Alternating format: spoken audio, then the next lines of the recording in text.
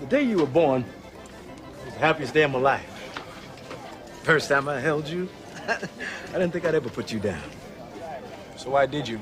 Welcome to Ms. Mojo, and today we're counting down our picks for the top 10 times Fresh Prince of Bel-Air tackled serious issues. You just thought that because I'm not a size 6, no one would ask me out. Well, not everyone feels like that.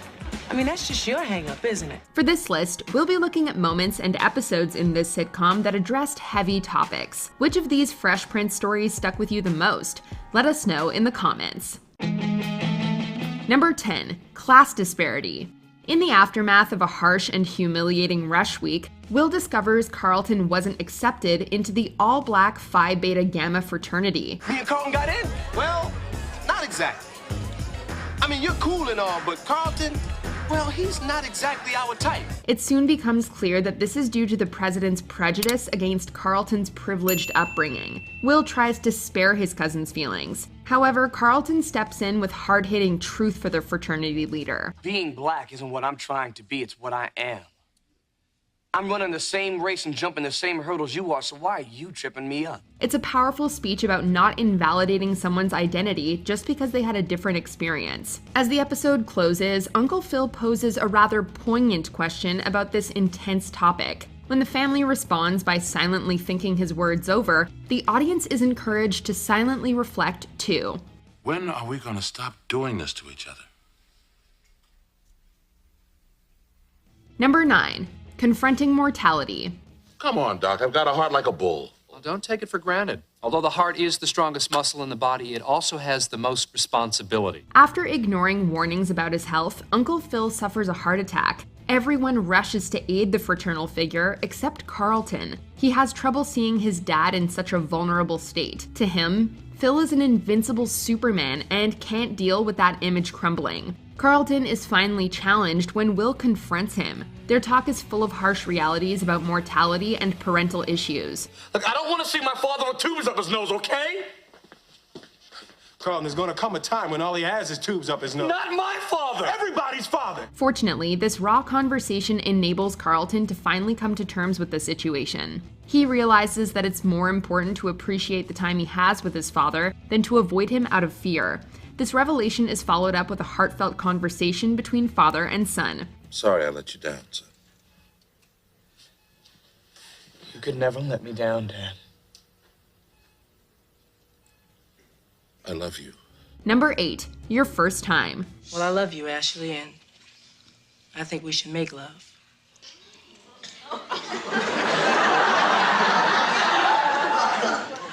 Together? Since the Banks house had a few teenagers around, it's not surprising to see scenes where characters are coming to terms with their sexuality. But a season 6 episode where Ashley questions whether she's ready to take another step forward with her love interest hit hardest. Fortunately, her older sister has great advice. Hillary addresses Ashley's feelings and concerns and ultimately empowers her sibling to make the decision that feels right. But I mean, Hillary, weren't you scared? Of course, everyone is. But I was ready. And only you know if you're ready or not. Not everyone has someone that they feel comfortable talking to about the birds and the bees. So during this conversation, Hillary may have acted as a big sister to many young people watching at home. I know you're aware of all the issues. And whatever decision you do make, I'm always here for you. Number 7, interracial marriage. Everybody, this is Frank. Frank, this is everybody. Whenever the Smith sisters get together, you just know that you're in for a good time. But their relationship was strained when Janice revealed that she was engaged to a white man. Initially, Violet Smith is adamantly against the union. She even tries to prevent Will from attending the wedding too. The show makes space to fully detail why she's afraid of the union, while also making it clear that Janice is aware of the potential hurdles she may face in society. Survival, Janice, please don't marry this man. But Frank and I are aware of everything you just said, and we can handle it, sis. Thankfully, Will's words help convince Violet to see her little sister wed. The sweet conclusion to this episode gave us hope that Violet would continue to support her sister's love. Why are you all looking at me? Reverend, go on with the ceremony. We are paying you by the hour. Number 6, sexism. As much as we love this show, we have to admit that Will said a few sexist things. The study of human sexuality. So for any of you slimmies who miss out, I'll be more than happy to demonstrate the contents of the book. There are a few examples of him speaking to women in disrespectful ways of making assumptions based on gender.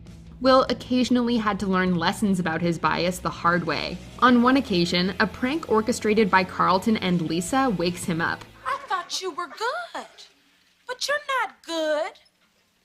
You've caused so much pain to so many women. You're just a dirty dog. Another story sees a female boxer teach him a lesson about assumptions. He and Carlton also engaged in a battle of the sexes with Hillary and Ashley.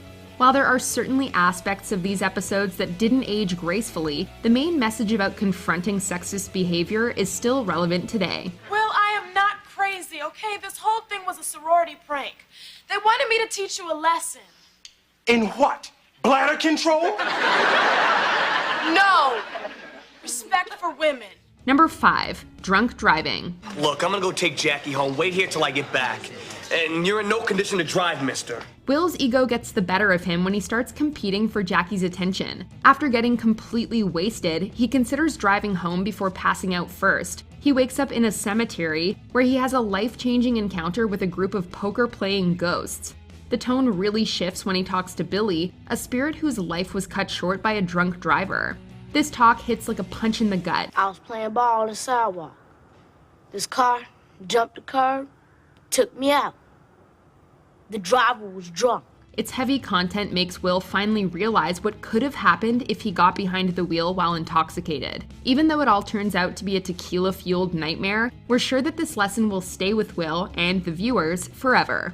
You know, I almost got my car and drove home tonight. Well, let's just be glad you didn't. Number 4, substance use. When Will gets overwhelmed, his friend offers him a dangerous and illegal quick fix solution. I'm into whatever gets the job done. To me, it's just freeze-dried coffee. Just in case. It's all but forgotten about until Carlton mistakes his cousin's pills for vitamins and ends up in the hospital. Although everything turns out okay, the guilt still weighs heavily on Will. He eventually confesses that he's responsible for Carlton's accident in a tearful and heartbreaking scene. Those pills that Carlton took, they were from my locker. What? Look, Uncle Phil, I was just keeping them in case I needed them. The episode highlights that irresponsible substance use can also endanger a person's loved ones. Look, all I know is that somebody real close to me that I love a whole lot could be dead right now. And it would be all my fault. After Will realizes who he could have lost, the episode ends with his family knowing how sorry he is. Number 3, parental abandonment. Hey, Uncle Phil, that is not cool, man, the way you dissing my father like that. The hell with your father. Philip, for God's sake. He waltzes in here after 15 years? 14. Oh, excuse me. Viv and Phil are skeptical when Will's dad comes back into his life suddenly after 14 years. Sadly, their concerns are proven correct when Lou flakes out on his son once again. This leads to one of the most iconic moments of the entire series, and arguably one of Will Smith's best performances. Will, it's all right to be angry. Hey, why should I be mad? I'm saying at least he said goodbye this time. The emotion is so raw that you can't help but get choked up during his heart-wrenching monologue. He's so convincing that many believed he was drawing on his own experiences.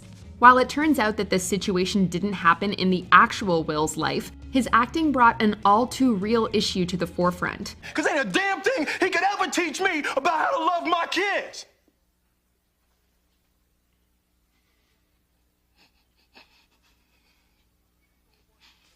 How come he don't want me, man?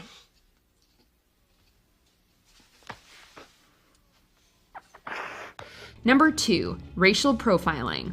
The plot of Mistaken Identity takes a dark turn when Carlton and Will get pulled over by an officer while driving a car that belongs to one of Philip's colleagues. Unfortunately, they end up behind bars. When Phil and Vivian come to their rescue, the officers continue to show more prejudiced behavior. Sit down. Hey, you don't talk to my wife like that. Now, wait a minute, buddy. Who the hell do you think you're talking to? Who the hell do you think you're talking to? It's not until a white man vouches for the young duo that the police finally start to work with the Banks. But Uncle Phil is sure to get in the final word with a strong and impassioned speech about prejudice. So, officer, Don't tell us to wait, and don't tell us to sit down.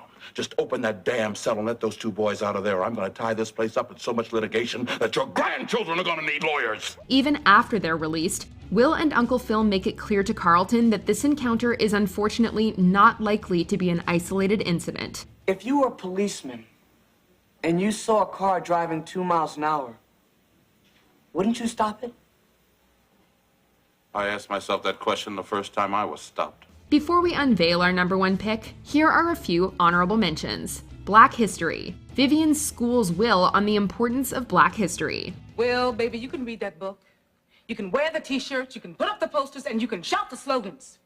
But unless you know all the history behind it, you're trivializing the entire struggle. Accepting others. Will and his uncle aren't as different as they'd like to believe. Let me tell you something, son. I grew up on the streets just like you. I encountered bigotry you could not imagine. Poverty. The Banks family learns a little something about privilege and poverty. Just because you volunteer a couple more days a year than I do doesn't mean that you're better than me. I didn't volunteer at all. Oh, so you're paid to be here. Honey, I live here. Body image. Dee Dee teaches Will about body shaming. That's right, I can't figure out how a brother goes from T-bone to rump roast, that's all. You're so crazy, man. That girl is not my girlfriend. Not your friend either. Before we continue, be sure to subscribe to our channel and ring the bell to get notified about our latest videos. You have the option to be notified for occasional videos or all of them. If you're on your phone, make sure you go into your settings and switch on notifications. Number 1. Gun ownership. Let's have the money. Come on, come on! All right, hey, it's cool, dude. Carlton, give him the money. During one of the darkest episodes of the series, Will gets shot while he and Carlton are getting mugged. An angry, scared, and incredibly vulnerable Carlton decides to take extreme measures to prevent something like that from happening again. A hospitalized Will is horrified when he discovers that his cousin has a gun. You walking around carrying a gun? What do you think you're gonna do with that? It's for protection. Carlton, well, man, what do you think is that easy to just shoot somebody? He urges Carlton to see that his snap decision to buy a gun could cause more problems than it would solve. After a tense back and forth, Will convinces his cousin to leave the gun. I saved your life, man. I saved your life. You owe me!